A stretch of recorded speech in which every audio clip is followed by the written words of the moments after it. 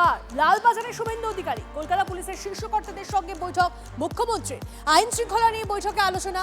শুভেন্দু অধিকারীকে দেখে লালবাজারের পুলিশ কর্মীদের উচ্ছ্বাস। ছবিটা দেখুন।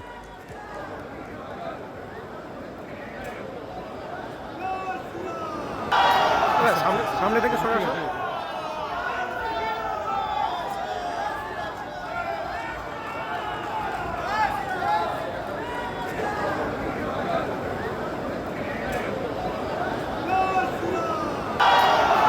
সামনে থেকে সরে আসো।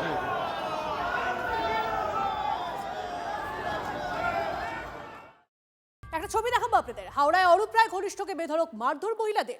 রেড ক্রস সোসাইটির কর্মীকে বেধড়ক মারধর মহিলাদের সঙ্গে দুর্ব্যবহার, শ্লীলতাহানির অভিযুক্তকে বেধড়ক মারধর সংস্থারই মহিলা কর্মীদের। অভিযুক্তকে আটক করেছে পুলিশ।